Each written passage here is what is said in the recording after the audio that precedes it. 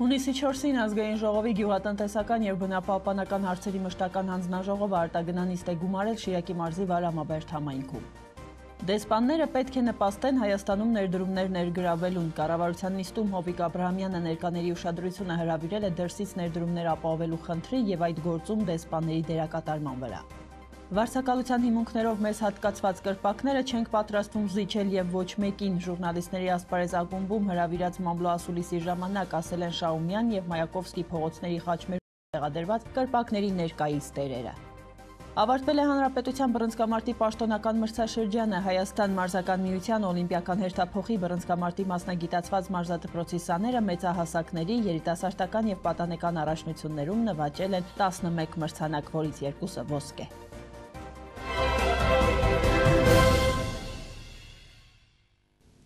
Օրվա գլխավոր իրադարձությունների տեղեկատվությամբ ազդարար լրատվականն է Ցայիկ մարզային հեռուստաընկերության ուղիղ եթերում։ Բարև ձեզ։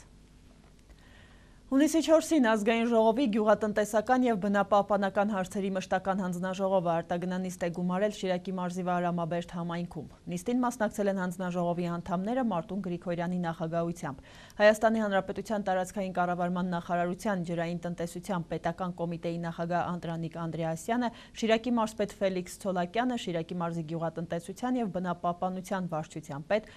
Մանուկյանը։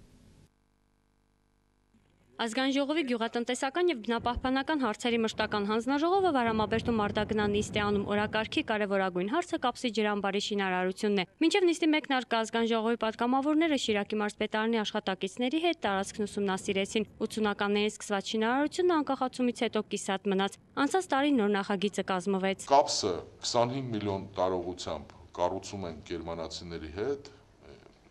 իրանց վարկային ծրագրով, նախնական գնահատմամբ շուտ 45-50 միլիոն եվրո,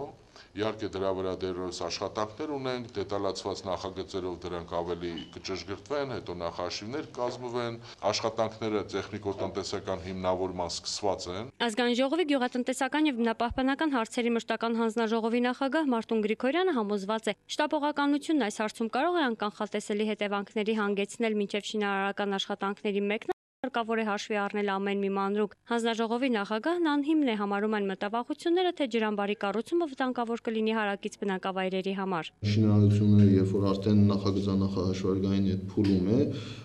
ու նաև գերմանական կողմի հետ այս ծրագիրը արվում է, ես չեմ կարծում, որ այս ամեն ինչը հաշվի չի առնվում։ Դանդաղելը շինարարություն պայմանավորված է խնդրի լրջությունով։ Եթե այդտեղ մի փոքր անլուրջ ուսումնասիրություն, ինչ որ մի փոքր սխալ հաշվարկի արդյունքում այդ ջրամբարը, եթե ասված ոչանի կառուցելուց հետո փլուզման խնդիր լինի, ամբողջ Գյումրի քաղաքը այդ ջրամբարը կքշի կտանի։ Ջրային տնտեսության պետական կոմիտեի նախագահի կարծիքով կապսի ջրամբարը միայն գյուղատնտեսությանը չէ, որ օգնելու է, Հայաստանի համար այն ռազմավարական նշանակություն կունենա։ 60 միլիոնանոց ջրամբարը մեր հերրակա ուրեմն խնդիրն է, որպեսզի կարողանանք այս ջուրը նաև հասնել Բաղրամյանի տարածաշրջան։ Որովհետև վերև ունենք նաև Արփիլիճը, որը 100 միլիոնանոց ջրամբար է, եւ այսօր Արփիլիճի ջրերը բաց թողնելով բերում ենք Ախուրյան ու մեր հարևանի հետ կիսում ենք։ Եթե կապս ունենանք 60 միլիոնանոց, վերևը 100 միլիոնանոց Արփիլիճը եւ այն համակարգը, որը կարող է բերել այս ջրերը միացնել Թալինին, ապա մենք մոտ 160 ջրատվությամբ մինչև երևի 170 միլիոն ջուր մեր հարևանի հետ կիսելու ուրեմն պարտավորություններից դուրս կբերենք։ Կապսի ջրամբարը 60 միլիոն մետր խորանարդ տարողություն կունենա, ջրամբարը հաշվարկված է 9 բալ սեյսմոկայանությամբ, շինարարության ժամկետներն առայժմ հստակեցված չեն։ Արմեն Հիմինասյան, Արթուր Մարգարյան, ազդարար։ Հայաստանի պոչամբարներում նույնիսկ անասուններ են արածում, իսկ շրջակայքում լոլիկ չի աճում։ Համաշխարհային բանկի հանքարդյունաբերության ոլորտին նվիրված ուսումնասիրությունը ցույց է տվել, որ Հայաստանի բոլոր պոչամբարները վատ են կառավարվում։ Դրանք ցանկապատված էլ չեն։ Բայց պոչամբարներից տոքսիկ նյութերը փոշու հետ միասին տարածվում են բնակավայրերի վրա եւ աղտոտում ամբողջ միջավայրը։ Վտանգավոր նյութերը սննդի եւ օդի միջոցով թափանցում են նաև մարդու օրգանիզմ եւ հիվանդությունների պատճառ դառնում։ Սյունիքի մարզի մի քանի համայնքներում ուսումնասիրությունները պարզել են հատկապես քաղցկեղի տարածման բարձր ցուցանիշը։ Հայաստանում նույնիսկ հայտնի չէ պոչամբարների իրական թիվը։ Բնապահպանության նախարարությունը մի թիվ է ներկայացրել, էներգետիկայի եւ բնական պաշարների նախարարությունը բոլորովին այլ, բնապահպաններն էլ իրենց թվերը ունեն։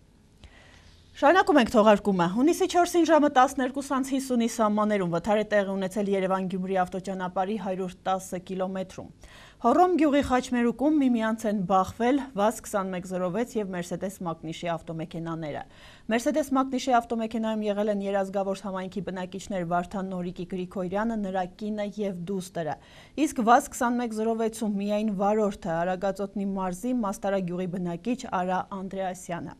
Վթարի հետևանքով Mercedes-ում գտնվող 2.5 տարեկան Գայանե Գրիգորյանը ստացել է տարբեր աստիճանի մարմնական վնասվածքներ։ Երեխան տեղափոխվել է ավստրիական մոր եւ մանկան հիվանդանոց, որտեղ եւ նրան վիրահատել են։ Դեպքի վայրում աշխատել են ճանապարհային ոստիկանության աշխատակիցները։ Վտարի պատճառները ճշտվում են։ Մեզ մոտ է տեղափոխվել 2.5 տարեկան Գրիգորյան Կահանեն։ Վնասվածքը եղել է աջ ծնգան շրջանի ցախ ոտնաթաթի պատառոտված սալջարդ վերքերը, ինչպես նաև աջ փոքր ոլորտի վերին երրորդի եւ ցախ ոտնաթաթի առաջի մետատարզալ ոսկորի կոդրվածները եւ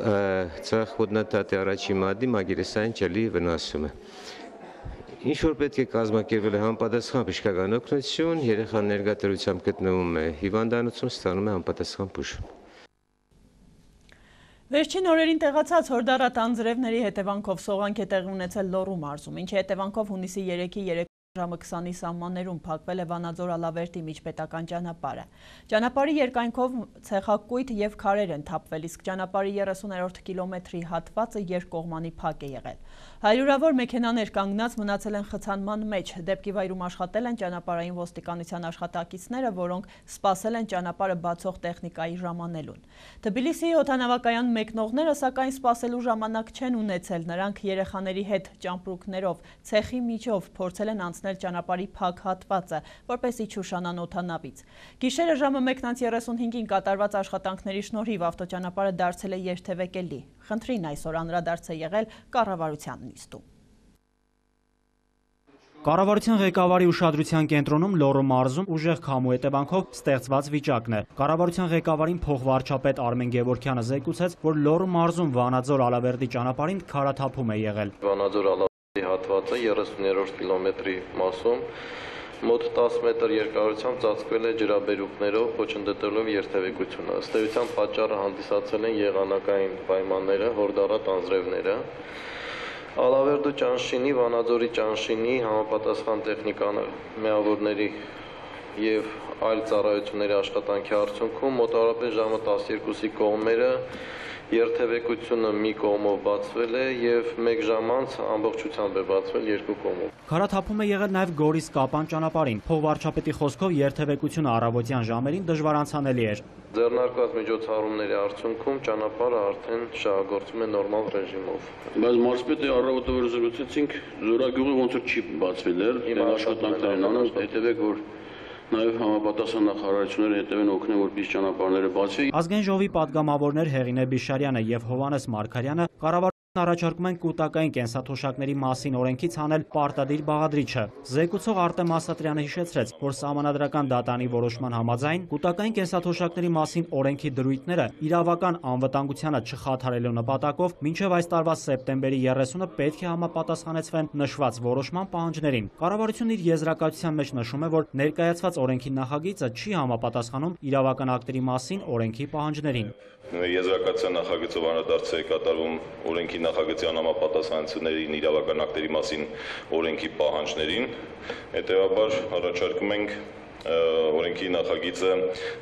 համարել ոչ ընդունելի։ Կառավարության ղեկավարը եւս մեկ անգամ անդրադարձավ արտասահմանում գտնվող Հայաստանի դեսպանների հետ մարզահամերգային համալիրում տեղի ունեցած հանդիպմանը։ Հովիկ Աբրամյանն ասում է, որ դեսպաններին ինքն առաջարկել է ներդրումային ծրագրեր իրականացնել Հայաստանում։ Դեսպաններն էլ վարչապետին տեղեկացրել են, որ նախարարներից չեն ստացել բիզնես առաջարկներ։ Վարչապետը նախարարներին հանձնարարեց մշակել ներդրումային ծրագրեր եւ ներկայացնել մեր դեսպաններին։ Համապատասխան նախարարներին հանձնարարություն, որպեսզի նախապատրաստեն ծրագրեր եւ արտաքին գործերի նախարարի միջոցով ներկայացնեն դեսպաններին։ Մշակույթի ոլորտում բարեփոխումների համար Ավստրիան տրամադրել է $7 միլիոն անտոկոս վարկ 11 տարվա մարման ժամկետով։ Կառավարության աշխատակազմի ղեկավար նախարարը տեղեկացրեց, որ Ավստրիան պատրաստ է եւս 2 միլիոն եվրո վարկ տրամադրել, պայմանով, որ բոլոր գնումներն իրականացվեն ավստրիական մեկ ընկերությունից։ Սկզբունքորեն այս վարկը դարձյալ կարելի է համարել արտոնյալ վարկ, առաջարկում եմ հաստատել։ Կառավարությունը հաստատեց նաև նախնական մասնագիտական արհեստագործական ուսումնական հաստատությունների հաջորդ ուսումնական տարվա անվճար ուսուցմամբ ընդունելության տեղերը։ Դրանք ըստ կրթության նախարարի ավելացել են։ Օրինակ ոստիկանական գործ մասնագիտության անվճար ուսուցման տեղերն այս տարի 40-ով ավելի են։ Ֆինանսավորումը կիրականացնի ոստիկանությունը։ Թոշակներն արտահանել թե ոչ, կառավարությունը օրենսդրական նախագիծ է ուղարկել խորհրդարան, որը սոցհարցերի նախարարի խոսքով մեծացնում է թոշակառուների հնարավորությունները։ Օրինագիծը վերաբերում է արտասահմանում գտնվող քաղաքացիներին։ Նախագիծը օրենք դառնա, ժամկետային սահմանափակումները կհանվեն։ Հայաստանից դուրս գտնվողը պետք է տարին մեկ անգամ գար, որ գումարը չկորչեր։ Այժմ կարող է գալ երբ կամենա և ստանալ գումարը։ Խոսքն ընդհանուր առմամբ տարեկան 12 միլիարդ դրամի մասին է։ Նախագիծը քննարկվում է խորհրդարանական հանձնաժողովում։ Պետական հաստատություններում աշխատողներին տրվող սոցփաթեթի առողջապահական բաղադրիչը ապահովագրական ընկերություններից փոխանցվել է առողջապահության նախարարությանը։ 100 բժշկական կենտրոն կխուսափեն նաև փաստաթղթային քաշքշուկներից եւ որ ամենակարևորն է, պետության տրամադրած գումարները ամբողջությամբ կօգտագործվեն նպատակային։ 2012 թվականից պետական հաստատությունների աշխատողներին տրամադրվող սոցփաթեթի առողջապահական բաղադրիչը անցած տարվա վերջում ապահովագրական ընկերություններից փոխանցվել է առողջապահության նախարարությանը։ Հիմա բուժհաստատությունների ավելի մեծ ընտրություն կունենան 100 բժշկական կենտրոն, կխուսափեն նաև փաստաթղթային քաշքշուկներից եւ որ ամենակարևորն է, պետության տրամադրած գումարներն ամբողջությամբ կօգտագործվեն նպատակային։ Պետական առողջապահական գործակալության պետ Սարոց Ատուրյանը նշում է, որ սոցփաթեթի շահառուներին կտրամադրվեն հավաստագրեր եւ տեղեկատվական թերթիկներ։ Մարդուն մնում է 2 քայլ կատարել՝ գնալ պոլիկլինիկա եւ վերցնել համապատասխան ուղեգիր եւ ներկայանալ բուժհաստատություն բերելով նաև հավաստագիրը։ Նախատեսված է կառավարության նույն որոշմամբ էլեկտրոնային շտեմարանի ձևավորում, պետական մարմինները եւ այն կազմակերպությունները, ովքեր ունեն աշխատողներ սոցփաթեթի շահառու հանդիսացող, պետք է մուտքագրեն իրենց աշխատողների համապատասխան անձնական ինֆորմացիան։ Երևանի ավականու անդամ Անահիտ Բախշյանի կարծիքով առողջապահության ապահովագրությունն իհարկե գերազանց գաղափար է, միայն թե ճիշտ իրականացվի։ Վերջին շրջանում նա բազմաթիվ զանգբողոքներ է ստանում ուսուցիչներից, ովքեր չեն կարողանում օգտվել իրենց տրվող այդ հնարավորությունից։ Ասում են, որ իրենց նախկին ուրեմն ապահովագրական ընկերության հետ կնքած պայմանագրերի ժամկետը լրացել է։ Հիմա ինչ անենք, ինչպես անենք։ Պետական առողջապահական գործակալության պետն ասում է, որ նման դեպքում քաղաքացին պետք է ուղղակի պոլիկլինիկայի ուղեգրի հետ բուժհաստատություն ներկայացնի տեղեկանք իր աշխատանքի վայրից։ Այն շահառուները, ում ապահովագրության ժամկետները արդեն լրացել են, ուրեմն ինչպես արդեն նշեցի, առողջապահության նախարարությունը ստանձնում այդ գործառույթը։ Կներեք, ես վստահություն չունեմ, որ ուսուցիչը իր դպրոցից վերցրած տեղական գնաց եւ այնտեղ գրկապած պիտի ընդունեն։ Այնտեղ էլ պիտի սկսեն ասել, այս թուղթը բերեք, այն թուղթը բերեք։ Մինչ կտպվեն հավաստագրերը, նախարարությունը պատասխանում է հաճախ հնչող մի քանի հարցերի։ Հավաստագրերը քաղցառայողներին տրամադրվելու են հենց աշխատավայրում։ Սոցփաթեթի առողջապահական բաղադրիչը չի ընդգրկում ստոմատոլոգիական բուժաշխատողներին սոցփաթեթ չի տրամադրվում, որովհետև առողջապահական հաստատությունները փակ բաժնետիրական ընկերություններ են, ոչ թե ՊՕԱԿ-ներ, ինչպես օրինակ դպրոցները։ Հայաստանի հանրային ծառայությունների կարգավորող հանձնաժողովը իր նախաձեռնությամբ սկսել է էլեկտրաէներգիայի արտադրության և ծառայությունների մատուցման, ինչպես նաև վերջնական սպառողներին վաճառվող էլեկտրաէներգիայի սակագների վերանայման գործընթացը։ Հանրային ծառայությունների կարգավորող հանձնաժողովի նախնական գնահատմամբ էլեկտրաէներգետիկական համակարգի ընկերությունների ֆինանսական կայունության և սպառողներին հուսալի և անվտանգ էլեկտրամատակարարման ապահովման նպատակով անհրաժեշտ է շուրջ 20 միլիարդ դրամ լրացուցիչ գումար։ Ընկերություններում առաջացող ֆինանսական ճեղքվածքը փակելու համար նախատեսվում է բոլոր սպառողական խմբերին մատակարարվող էլեկտրաէներգիայի գործող սակագների բարձրացում 3,8-ից 4,3 դրամ կիլովատժամի սահմաններում, ասված է հաղորդագրությունում։ Վարձակալության հիմունքներով մեզ հատկացված կրպակները չենք պատրաստվում զիջել և ոչ մեկին։ Ժուրնալիստների ասպարեզ ակումբում հրավիրած մամլո ասուլիսի ժամանակ ասել են Շահումյան և Մայակովսկի փողոցների խաչմերուկում տեղադրված կրպակների ներկայիս տերերը։ Նրանց խոսքերով 2005 թվականին քաղաքապետի համապատասխան որոշմամբ մոտ 182 քառակուսի մետր տարածք է հատկացվել ավելի քան 20 անհատիկ կրպակներ տեղադրելու եւ մանրածախ առևտրով զբաղվելու նպատակով։ Բայց տարեսկզբին Պինգվին սահմանափակ պատասխանատվությամբ ընկերությունը հայցով դիմել է դատարան, հիշյալ տարածքը պայմանագրով ձեռք բերած տիրապետման իրավունքի խախտումները վերացնելու պահանջով։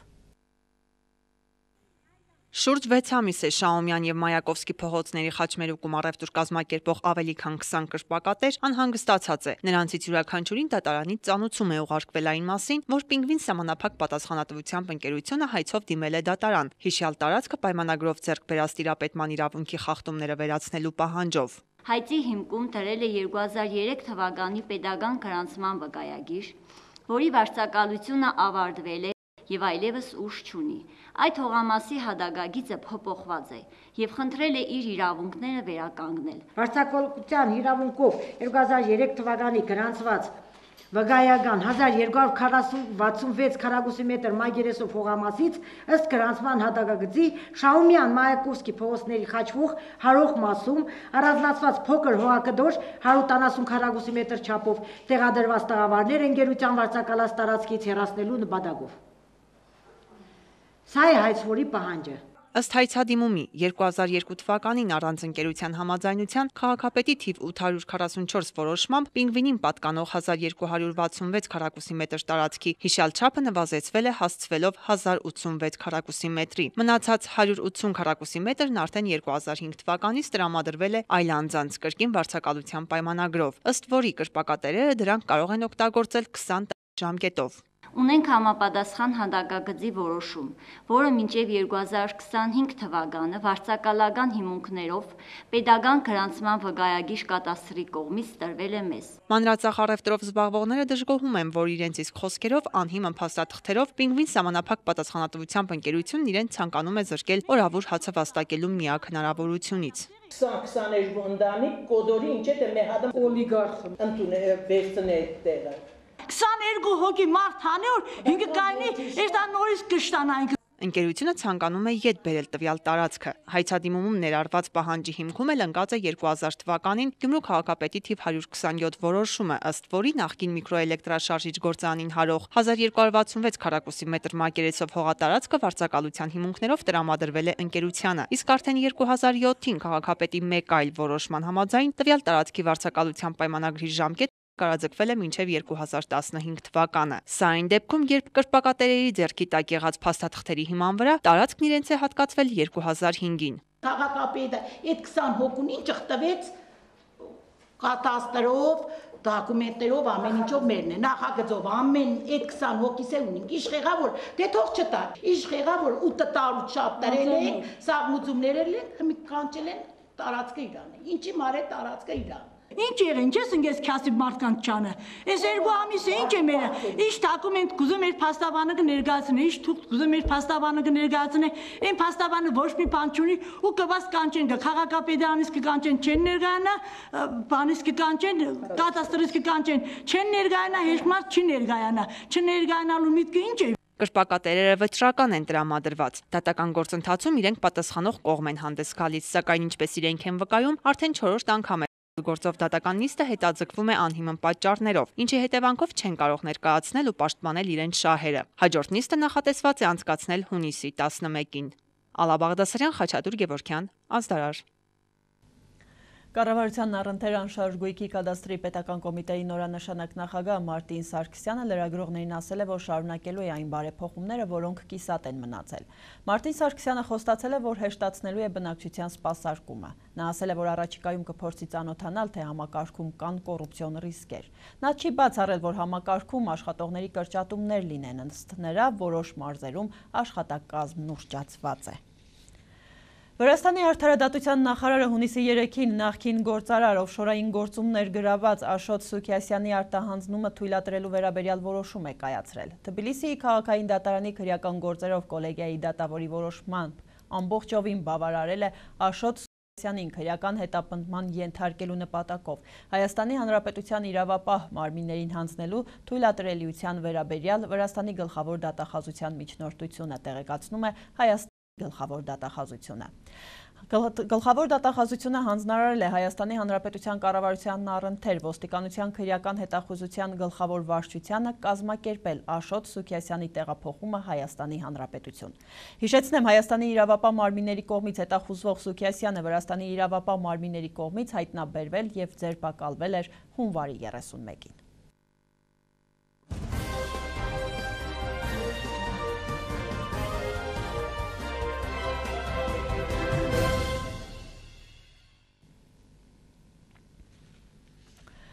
Պաշտոնական այցով Հայաստան է ժամանել ԵԱԿ գործող նախագահ, Շվեյցարիայի համադաշնության նախագահ, արտաքին գործերի դաշնային դեպարտամենտի ղեկավար Դիդիե Բուրքհալտերը։ Նրան ընդունել է նախագահ Սերժ Սարգսյանը։ Տեղի է ունեցել նեղ կազմով բանակցություններ։ Նախագահ Սերժ Սարգսյանը ողջունել է բարձրաստիճան հյուրին մեր երկրում եւ ընդգծել, որ այս հայաստանյան կողմի համար առանձնահատուկ է, որովհետև մեր երկրում հյուրընկալվում է բարեկամ եւ վստահելի գործընկեր Շվեյցարիայի համադաշնության նախագահը եւ միաժամանակ նաեւ Հայաստանի համար կենսական նշանակություն ունեցող Լեռնային Ղարաբաղի խնդրով երկար տարիներ զբաղվող կառույցի գործող նախագահը։ Սերժ Սարգսյանի եւ Դիդիե Բուրքհալտերի երկկողմ ձևաչափով բանակցություններին հաջորդել է պաշտոնական պատվիրակությունների մասնակցությամբ ընդլայնված կազմով հանդիպումը։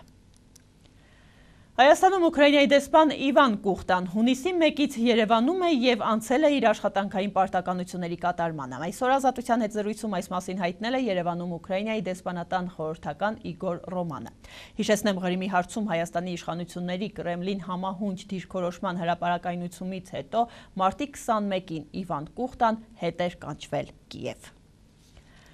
Ուկրաինայի գերագույն ռադայի խոսնակ Ալեքսանդր Տուրչինովը ազգային անվտանգության եւ պաշտպանության խորհրդի քարտուղար Անդրեյ Պարուբիին հանձնարարել է անհապաղ ուսումնասիրել Դոնեցկում եւ Լուգանսկում ռազմական դրություն մտցնելու հարցը։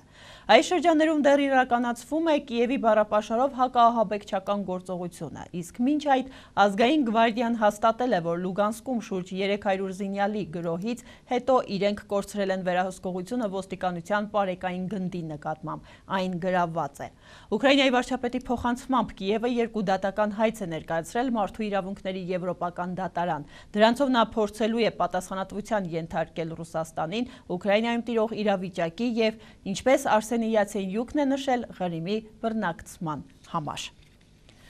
Ուկրաինայի նորընտիր նախագահ Պյոտր Պորոշենկոն ջերմ ընդունելության է արժանացել Վարշավայում, որտեղ հանդիպել է Միացյալ Նահանգների նախագահ Բարակ Օբամայի հետ։ Օբաման Ռուսաստանի նախագահ Պուտինին խորհուրդ է տվել հանդիպել Պորոշենկոին։ Այդ ընթացքում Ուկրաինայի արևելքում մարտերը շարունակվում կան զոհեր եւ վիրավորներ։ Ռուսամետ ուժերը Լուգանսկից դուրս են մղել ուկրաինական բանակին, բայց զիջել են դիրքերը այլ շրջաններում։ Ուկրաինայի հարցը քննարկվում է մեծ 7-նյակի գագաթնաժողովում։ Մեծ ությակ այլևս չկա, Բրյուսելում մեկնարկում է մեծ 7-յակի գագաթնաժողովը, նախապես հանդիպումը պետք է կայանար Սոչիում, բայց ուկրաինական զարգացումների պատճառով ությակը դարձավ 7-յակ, Ռուսաստանի նախագահին չհրավիրեցին, Սոչին էլ փոխվեց Բրյուսելով։ Սպասվում է, որ աշխարհի 7 առաջատար երկրների ղեկավարների օրակարգում կլինի երկու հիմնական հարց՝ Ուկրաինան ու Եվրոպայի էներգետիկ անվտանգությունը։ Երկուսն էլ ուղղակիորեն կապված են Ռուսաստանի հետ։ Նախքան Բրյուսել մեկնելը Միացյալ Նահանգների նախագահ Բարակ Օբաման Վարշավայում հայտարարել է, որ Արևելյան Եվրոպայի դաշնակիցների անվտանգության ամրապնդումը նահանգների սրբազան պարտքն է։ Ես միշտ գործնական հարաբերություններ եմ ունեցել Պուտինի հետ։ Ուկրաինական ճգնաժամի ամբողջ ընթացքում ես նրա հետ խոսել եմ հեռախոսով ու միշտ ասել եմ այն, ինչ ասում եմ նաև հրապարակային։ Մենք գրված ենք Ռուսաստանի հետ լավ հարաբերություններով։ Ուկրաինայի նորընտիր նախագահ Պյոտր Պորոշենկոն նույնպես Վարշավայում է, նա առաջին անգամ հանդիպել է Օբամայի հետ։ Նախքան այդ Պորոշենկոն հայտարարել է, որ վերադարձնելու է Ղրիմը։ Համոզված եմ, որ Ղրիմը շուտով կազատագրվի եւ այնտեղի ուկրաինացիներն ու թաթարները կկարողանան կառուցել ժողովրդավարություն եւ ազատություն։ Օբաման Ռուսաստանի նախագահին խորհուրդ է տվել հանդիպել Պորոշենկոյի հետ, Կրեմլը շփումները չի բացառել, Պուտինը հայտարարել է, որ Պորոշենկոն առաջին հերթին պետք է բանակցի իր երկրի արևելյան նահանգների հետ։ Ռուսաստանի նախագահի խոսքով Մոսկվան որևէ մտադրություն չունի գրավել Ուկրաինայի արևելյան շրջանները, խոսքը Դոնեցկի եւ Լուգանսկի մասին է, որտեղ իշխանության մի մասը գտնվում է ռուսամետ ուժերի ձեռքում։ Առավել լարված է այնտեղ, որտեղ ռուսախոս բնակչության թիվը համեմատաբար մեծ է։ Մեծ 7-յակի հանդիպման օրակարգում է նաև էներգետիկ անվտանգության խնդիրը։ Եվրոպան այսօր գազ է ստանում հիմնականում Ուկրաինայի տարածքով։ Գազը ռուսական է, այժմ Ռուսաստանը մտադիր է Եվրոպա գազ մատակարարել Սև ծովի հատակով։ Կատարը Ռուսաստանից հասնելու է Բուլղարիա, Ուկրաինայի վարչապետ Արսեն Յացենյուկը կոչ է արել Եվրամիությանը կանխել հարավային հոսքը։ Եվրոպան նույնպես սպառնում է տապալել նախագիծը, բայց ռուսական գազի կարիքը քաղաքական ցանկությունը ենթարկում է կախվածությանը, հենց սա է մեծ յոթյակի խնդիրը, Եվրոպայում ու Միացյալ Նահանգներին բաժանում է ռուսական գազը։ ՄԱԿ-ում Ռուսաստանի ներկայացուցիչ Վիտալի Չուրկինը բացառել է, թե Մոսկվան արևմտյան երկրների հետ գործարքի է գնացել Սիրիայի հարցով, հանուն Ուկրաինայում Ռուսաստանի առաջարկած ծրագրով ՄԱԿ-ի անվտանգության խորհրդի որոշման ընդունման։ Պատասխանելով հարցին, թե պատրաստ է Ռուսաստանը քվեարկել Սիրիայի հարցով որոշման օգտին, իր առաջարկած փաստաթղթի ընդունման դիմաց, Չուրկինը հայտարարել է, թե որևէ կապ չկա այս հարցում։ Սիրիայում նախագահական ընտրությանը մասնակցողների թիվը այնքան շատ է եղել, որ ընտրատեղամասերի աշխատանքը երկարաձգվել է 5 ժամով։ Քվեարկությունը ավարտվել է կեսգիշերին։ Արդյունքները կհրապարակվեն հունիսի 5-ին։ Սպասվում է, որ Բաշար Ասադը երրորդ անգամ կվերընտրվի նախագահի պաշտոնում։ Ասադը Սիրիայի առաջնորդն է արդեն 14 տարի։ Արևմտյան երկրները եւ Ասադի դեմ հանդես եկող երկրները ընտրության անցկացումը անօրինական են համարում, իսկ Ռուսաստանը ողջունել է ընտրության անցկացումը։ Մարդու իրավունքների Եվրոպական դատարանի գերագույն պալատը հունիսի 2-ին որոշել է վերաքննության վերցնել Թուրքիայի քաղաքացի Դողու Փերինչեկի հարցով Եվրադատարանի կայացրած վճռի դեմ բողոքը։ Բողոքը ներկայացրել է Շվեյցարիայի կառավարությունը։ Այս խնդրով Շվեյցարիայի կառավարությանը բազմաթիվ նամակներ էին հղել տարբեր երկրների հայկական կազմակերպությունների ներկայացուցիչներ։ Հիշեցնեմ, 2013 թվականի դեկտեմբերին Մարդու իրավունքների Եվրոպական դատարանը 5 կողմ եւ 2 դեմ ձայնով բավարարել էր Փերինչեկի գանգատը եւ որոշել, որ Շվեյցարիայում դատարանը խախտել է Եվրոպական կոնվենցիայի խոսքի ազատությանը վերաբերող սկզբունքը, երբ Փերինչեկին մեղավոր է ճանաչել հայոց ցեղասպանությունը ժխտող հրապարակային ելույթների համար։ Իրանի իշխանությունները նախազգուշացրել են, որ մայրաքաղաք Թեհրանին պատուհասած եւ 5 մարդու մահվան պատճառ դարձած ավազի փոթորիկը կրկնվելու է։ Երկուշաբթի տեղի ունեցած փոթորիկը, որն ունեցել է 120 կմ/ժ արագություն, 15 րոպեով Թեհրանը պարուրել է մթության մեջ, ստիպելով հազարավոր մարդկանց խուճապահար փախչել։ Ըստ մասնագետների, վերջին 50 տարվա ընթացքում սա եղել է ամենաուժեղ ավազի փոթորիկը։ Մինչդեռ լրատվամիջոցները քննադատել են օդերևութաբաններին այն չկանխատեսելու եւ բնակչությանը չնախազգուշացնելու համար։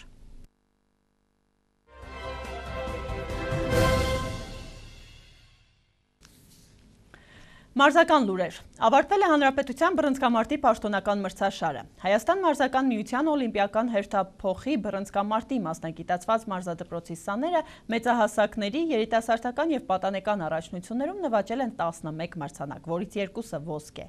Արդյունքները ամփոփում է մարզօջախի տնօրեն Շիրակի մարզի ֆեդերացիայի փոխնախագահ Լևոն Միքայելյանը։